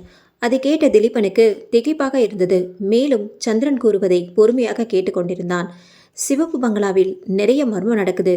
என்னோட கசின் அந்த பங்களாவுக்கு போய் தான் மாயமாக மறைஞ்சு போயிட்டான். அந்த பங்களாவில் என்னதான் நடக்குதுன்னு பார்க்கறதுக்காக நானே போயிருந்தேன். அந்த பங்களா பார்க்கணும், என்னோட கசின் அங்கே போய் காணாமல் போயிட்டான், விசாரிக்கணும்னு சொல்லி ஊர் தலைவர்கிட்ட போய் கேட்டேன். இங்கே பாருமா, இப்படி சொல்லி தான் நிறைய பேர் வந்து பங்களாக்குள்ளே போய் மாயமாக மறைஞ்சு போயிருக்காங்க. நீயும் உன்னோட உசுரை விலை கொடுத்து விடாதேன்னு சொல்லி என்னை அங்கே போக விடாமல் தடுத்துட்டாரு. இருந்தாலும் அந்த பங்களாக்குள்ளே ஏதோ ஒரு மர்மம் ஒளிஞ்சிருக்கு, அது என்னன்னு தெரிஞ்சுக்கணும்னு என் உள் மனசு சொல்லிக்கிட்டே இருந்துச்சு. அந்த அர்த்த ராத்திரியில் யாருக்கும் தெரியாமல் யாருக்கிட்டேயும் சொல்லாமல் மெல்லமாக பதுங்கி பதுங்கி உள்ளே போனேன். கொஞ்ச நேரத்தில் சில ஆட்களோ சத்தம், யார் யாரோ பேசுகிற சத்தமோ எனக்கு கேட்க ஆரம்பிச்சிருச்சு. கதவு நான் வரும்போது திறந்து தான் இருந்துச்சு. நான் வரும்போது சாத்திட்டு வந்தேன். ஆனால் யார் யாரோ பேசுகிற சத்தம், நடமாடுற சத்தம்லாம் என் காது கிட்ட கேட்டுட்டு இருந்துச்சு. கதவு பக்கமாக இருந்து யாராவது வருவாங்கன்னு பார்த்தேன், வரலை. சத்தம் ரொம்ப கிட்ட கிட்ட கேட்ட உடனே பயந்து போய் நான் அந்த பங்களாவை விட்டு வெளியில் வந்துட்டேன். என் பின்னாடி ஏதோ ஒரு உருவம் வந்து நின்றுச்சு. உண்மையிலேயே என் ஈர கொலையெல்லாம் நடுங்கிருச்சுன்னு தான் சொல்லணும். அந்த உருவத்தோட மூச்சு காத்து என் முதுகில் பட்டுச்சு. இதய துடிப்பு தண்டவாளத்து மேலே ஓடுற ரயில் மாதிரி ரொம்ப வேகமாக துடிக்க ஆரம்பிச்சிருச்சு. மெதுவாக பின்னாடி திரும்பி பார்க்கும்போது சிரிச்ச முகத்தோட அந்த ஊர் தலைவர் நின்றுக்கிட்டு இருந்தார். நான் அத்தனை முறை சொல்லியும் நீங்கள் கேட்கவே இல்லை. எதுக்காக இங்கே வந்த? உயிர் மேலே ஆசை இல்லையா என்று ரொம்ப கொடூரமாக பேச நான் பயந்துட்டு அந்த இடத்த விட்டு வந்துட்டேன். அடுத்தடுத்த நாளில் எனக்கு தூக்கமே வரலை. ஒரு நாள் ஸ்கூலில் பேசுகிறதுக்காக என்னை கூப்பிட்டு இருந்தாங்க. அப்போதான் இந்த ஆளை பற்றின விஷயம் எல்லாம் எனக்கு தெரிய வந்துச்சு. என் மனசு கேட்காம அன்னைக்கு நைட்டு அந்த பங்களாவை பற்றி தெரிஞ்சுக்கணுன்னு யாருக்கும் தெரியாமல் போனேன். அப்போது இந்த ஆள் யாருக்கிட்டேயோ ரகசியமாக அந்த பங்களாக்குள்ளே பேசிக்கிட்டு இருந்தான். திடீர்னு அந்த பங்களாவை விட்டு வரும்போது தடிக்கு கீழே விழுந்துட்டேன். சத்தம் கேட்டவுடன் ஓடி வரும்போது என்னை பார்த்துட்டான். அடுத்த நாளே ஒரு புது நம்பர்ல இருந்து ஃபோன் வந்துச்சு. என்ன சங்கவி மேடம், அவ்வளோ தூரம் சொல்லியும் சிவப்பு பங்களாவை பார்க்க வந்திருக்கீங்க? யார் நீங்கள்? நான் யாராக வேணா இருந்துட்டு போகிறேன், அதை பற்றி உனக்கு தெரியணும்னு அவசியம் இல்லை. ஆனால் சிவப்பு பங்களாவில் நீ எதை பார்த்த எதை பார்க்கலன்னு எனக்கு தெரியல. ஆனால் சிவப்பு பங்களாவை பற்றி மூச்சு விட்டேன்னா உயிரோட நீ இருக்க மாட்ட. அதுக்கப்புறம் என்னால் அந்த பங்களாவை நெருங்க முடியல. இப்படி தான் சார் அதில் எழுதி இருந்துச்சு என சந்திரன் கூறி முடிக்க, நான் சந்தேகப்பட்டது சரிதான் சந்திரன், நான் சொல்கிறத மட்டும் செய். சிவப்பு பங்களாவை கண்காணி, கூடவே அந்த ஊர் தலைவரையும் கண்காணி. அதுக்கப்புறம் அந்த சின்ன பையன் அவன் மேலேயும் எனக்கு சந்தேகம் இருக்குது, யார் என்னங்கிறத விசாரிச்சு வை சந்திரன் என்று சொல்லிட்டு ஃபோனை வச்சுட்டான் என நடந்தவற்றையெல்லாம் கமிஷனரிடம் கூறிக்கொண்டிருந்தான் திலீபன். மை காட், இவ்வளோ விஷயம் நடந்திருக்கா? ஆமாம் சார், இன்னும் நிறைய விஷயம் ஒளிஞ்சிருக்கு. அதுக்கெல்லாம் இவங்க 3 பேரும் வாயை திறந்தாதான் கிடைக்கும். யோசனையுடன் அமர்ந்து கொண்டிருந்தார் கமிஷனர். சொல்லுங்க மிஸ்டர் முத்துவேல், எதுக்காக சங்கவி மேடத்தை கொலை பண்ண சொன்னீங்க? எனக்கு அதெல்லாம் தெரியாது. இப்போ உண்மையை சொல்ல போறீங்களா, இல்லை உங்களுக்கும் அதே ட்ரீட்மெண்ட் வேணுமா? குப்பனை வேர்த்தது முத்துவேலுக்கு. ஆமாம், அந்த சங்கவி சும்மா இருக்காம சிவப்பு பங்களாவில் என்ன நடக்குதுன்னு எனக்கு தெரியும். இப்போவே நீங்களே வந்து அங்கே நடக்கிற மர்மத்தை போலீஸ்கிட்ட சொல்லிடுங்க. அப்படி இல்லைன்னா நான் நேரடியாக போய் கமிஷனர் கிட்ட எல்லா உண்மையும் சொல்லிடுவேன்னு பயமுறுத்தினான். அப்பதான் ராஜேந்திரனுக்கும் சங்கவிக்கும் ஆகாது என்கிற விஷயம் தெரிஞ்சுது. பணத்தை கொடுத்து அவளை தீர்த்து கட்டிட நான் தான் சொன்னேன். ஏற்கனவே அவன் மேலே கோபத்தில் இருந்தவன் நான் பணத்தையும் கொடுத்து அவளை பழியும் வாங்க சொன்ன உடனே வெறியோட போய் அவளை கொன்னுட்டான். உன் மேலே எனக்கு எப்போவோ சந்தேகம் வந்துடுச்சு. அன்னைக்கு குமாரும் கான்ஸ்டபிள் மூர்த்தியும் சிவப்பு பங்களாவில் செத்து கிடந்தப்போ யாராவது இருக்காங்களான்னு நான் சுற்றி எல்லா இடத்தையும் பார்த்துக்கிட்டு இருந்தேன். மாடிக்கும் வந்தேன். அப்போது ஒரு வெள்ளை பனியன் போட்டுக்கிட்டு வேஷ்டியோட ஒரு உருவம் ஓடுச்சு. யாருன்னு டார்ச் அடிக்கும்போது தென்னை மரத்தில் சந்தில் நீ தான் நின்றுட்டு இருந்த. அப்போவே எனக்கு யோசனையாக இருந்துச்சு, இவங்க 2 பேரும் இங்கே செத்து கிடக்குறாங்க. ஊர் தலைவருக்கு அந்த நேரத்தில் அங்கே என்ன வேலை அப்படின்னு யோசித்தேன். அப்புறம் சரி சத்தம் கேட்டதுனால வந்திருப்பாருன்னு நினச்சி சாதாரணமாக விட்டுட்டேன். உங்கள் வீட்டுக்கு வந்ததுக்கு அப்புறம் தான் இன்னும் எனக்கு சந்தேகம் அதிகமாயிடுச்சு. என்ன சார் சொல்கிறீங்க? அன்னைக்கு இவரை பார்த்தீங்களா? ஆமாம் சந்திரன், உண்மையிலேயே சத்தம் கேட்டு தான் வந்தேன். அந்த கொலைக்கும் எனக்கும் எந்த சம்மந்தமும் இல்லை என முத்துவேல் கூற யோசனையுடன் ராஜாராமை பார்த்து கொண்டிருந்தான் சந்திரன். சரி ராஜாராம், எனக்கு ஒரு உதவி பண்ணுறியா என்ன என்பது போல் பார்த்தான் ராஜாராம். ஒரே ஒரு லாஜிக் மட்டும் எனக்கு இடிக்குது. இங்கே பங்களாக்குள்ளே போகிறவங்க எப்படி தென்காசிக்கு வந்தாங்க? அதுக்கப்புறம் வெளியில் பூட்டிகிட்டு இருந்த கதவு எப்படி ஆளுங்க வந்தா தானாக திறக்குது? இன்னொரு விஷயம் புரியல. அன்னைக்கு நான் சிவப்பு பங்களாவுக்கு வந்தப்போ மதுமிதா கருப்பு உருவமா என் கண்ணுக்கு தெரிஞ்சா. என் கண்ணு முன்னாடி வெட்டுப்பட்ட ரத்த கரையோட ஒரு கை கிடந்தது. அந்த கை கிட்ட போக போக நான் அப்படியே மயங்கிட்டேன். நான் எப்படி மயங்கினேன்னு எனக்கே புரியல. அதுக்கப்புறம் என்ன நடந்துச்சுன்னு எனக்கும் தெரியல. இந்த கேள்விக்கான பதிலெல்லாம் நிச்சயம் உனக்கு தெரியணும், எனக்கும் நல்லாவே தெரியும். அதனால பதில் சொல்லு என திலீபன் கேட்க, என்ன போலீஸ்காரரே மிரட்டுறியா? என் வாயிலிருந்து உண்மையெல்லாம் வாங்க முடியாது. உன்னால் முடிஞ்சதை பண்ணிக்கோ என மேலும் மிடுக்காக பேசினான் ராஜாராம். அப்புறம் உன் இஷ்டம் சார், நம்ம வேணா மதுமிதா கிட்ட கேட்கலாமே. மனுஷங்க கிட்ட கேட்கலாம் சந்திரன், இவ ராட்சசி. ராஜாராம் கிட்ட இருந்து கூட உண்மையாக வாங்கிடலாம், இவகிட்ட வாங்க முடியாது. அவ்வளோ பெரிய கிரிமினல். விடுங்க, சிவன் தான் வந்துட்டு இருக்காரு, எல்லாம் வரட்டும் பேசிக்கலாம் என கூறியவாறு அமர்ந்து கொண்டிருந்தான் திலீபன். கொஞ்ச நேரத்தில் சதாசிவம் வந்து சேர்ந்தார். வாங்க மிஸ்டர் சிவம் என அவரின் கரங்களை குலுக்கினான் திலீபன். ஆள் நல்ல வாட்ட சட்டமாக இருந்தார். ஜிம்முக்கு போய் உடலை நல்ல கட்டுக்கோப்புடன் கண்களில் வெறியுடனும் முறுக்கிய மீசையுடனும் பார்க்கும் பார்வையிலே அத்தனை கைதிகளும் பயப்படும் அளவிற்கு கண்களில் தீப்பொறியை வைத்தது போல் கம்பீரமாக இருந்தார் சதாசிவம். இவன் தான் சார், வாயை திறக்கவே மாட்டேங்கிறான், என்கிட்டயே சவால் விடுறான். கொஞ்சம் என்னன்னு கேட்டு உண்மையை வாங்கி தரீங்களா என சந்திரன் கேட்க, என்ன சார் இப்படி சொல்லிட்டீங்க? உண்மையை தானே, வாங்கிட்டா போச்சு என கூறிக்கொண்டு அவனின் தோள்பட்டையின் மீது அழுத்தமாக கையை வைத்தார் சதாசிவம். கையே கலண்டு விடும் அளவிற்கு அந்த அழுத்தம் பதிய அந்த கண்களில் தெரிய பயத்துடன் சதாசிவத்தை பார்த்தது ராஜாராமின் கண்கள். என்ன ராஜா, உண்மையை சொல்றீங்களா இல்லை என்று சதாசிவம் இழுக்க, என்ன பண்ணாலும் என்கிட்ட இருந்து உண்மையை வாங்க முடியாது. அந்த மர்ம ரகசியத்தை மட்டும் நான் சொல்லவே மாட்டேன் என்றவன் கூறும்போதே தன் 5 விரல்களையும் மடக்கி வயிற்றில் ஓங்கி ஒரு குத்துவிட, ஆ அம்மா என்று வயிற்றை பிடித்து கொண்டு நாற்காலியில் இருந்து சுருண்டு விழுந்தான் ராஜாராம். ஏண்டா இப்படி அடிவாங்க சாகர, உண்மையை சொல்லிடுடா என பக்கத்தில் இருந்த முத்துவேல் கதற, அவர் சொல்லலைன்னா என்ன, உங்களுக்கு தான் தெரியுமே, நீங்களே சொல்லிட்டா நல்லா இருக்கும் என சந்திரனும் சதாசிவமும் திரும்ப புலியை கண்ட மானை போல் அரண்டு போய் பார்த்து கொண்டிருந்தார் முத்துவேல். சொல்லிடுறேன், என்னை எதுவும் பண்ணிடாதீங்க, என்னால் அடி தாங்க முடியாது என கதறியது அவரின் வாய். என்ன முறைக்கிற? அன்னைக்கு பங்களாக்குள்ளே நான் வந்தப்போ அந்த கை, அந்த ரத்த சொட்டு இதெல்லாம் செட்டப்னு தெரியும். எனக்கு ஒரே ஒரு விஷயந்தான் புரியல, நான் எப்படி அந்த கையை பார்த்த உடனே மயங்கி விழுந்தேன் என திலீபன் கேட்க, பதில் எதுவும் கூறாமல் முறைத்து கொண்டிருந்தாள் மதுமிதா. கேள்வி கேட்டா பதில் சொல்லு என திலீபன் ஓங்கி ஒரு அறை விட்டான். வாங்கிய அடியில் கன்னத்தை பிடித்து கொண்டு பதில் கூற ஆரம்பித்தாள். நீ பங்களாக்குள்ளே வர விஷயம் என்னோட மாமனார் எங்ககிட்ட முன்னாடியே சொல்லிட்டாரு. எல்லாரையும் எப்படி பயமுறுத்துகிறோமோ அதே மாதிரி பயமுறுத்த தயாரானோம். எல்லாரையும் பயமுறுத்துகிற மாதிரியா? அப்படின்னா எனக்கு புரியல என்று திலீபன் கேட்க, அதாவது பங்களாக்குள்ளே யாராவது வராங்க அப்படிங்கிற விஷயம் என் மாமனார் மூலியமாக தெரிஞ்சுக்குவோம். சிவப்பு பங்களாவை பார்க்கணுன்னு யார் வந்தாலும் அந்த தகவல் முதல்ல என் மாமனாருக்கு ரீச் ஆகிடும். அவர் மூலமாக தகவலை நாங்கள் தெரிஞ்சுக்குவோம்.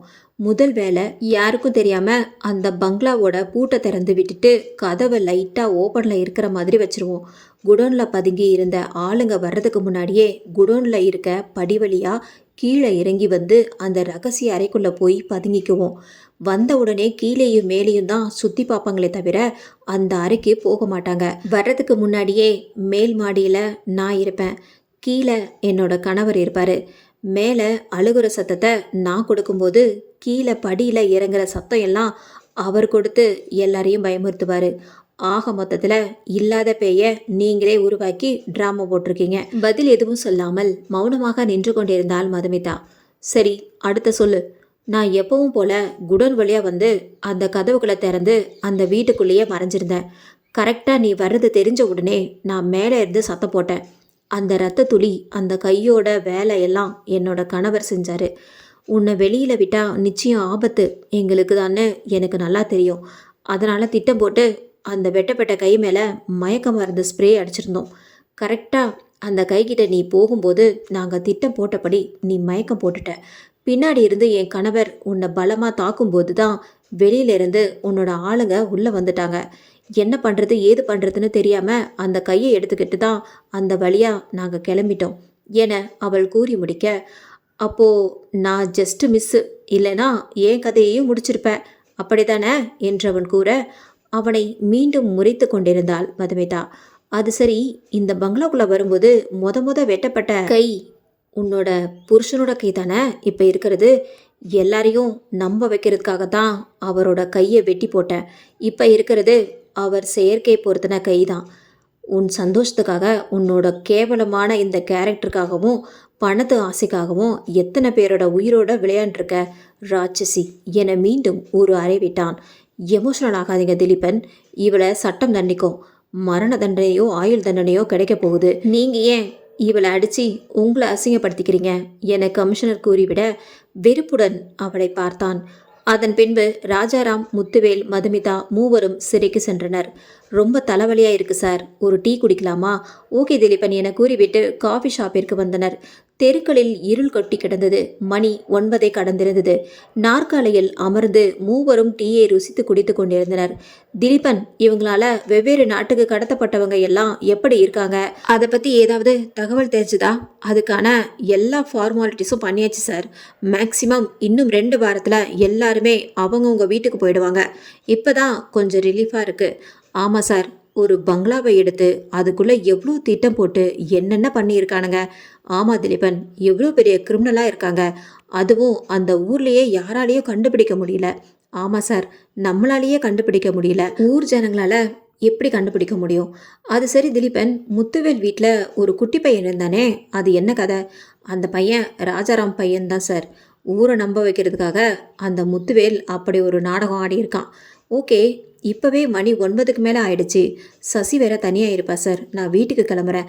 ஓகே சந்திரன், உங்கள் மிஸ்ஸஸை பார்த்துக்கோங்க. Okay sir. சார் மேடம் எப்படி இருக்காங்க என சந்திரன் கேட்க அவ ஓகே தான் சந்திரன். எது எப்படியோ சார், சிவப்பு பங்களா கேஸுக்கு ஒரு முற்றுப்புள்ளி வச்சாச்சு.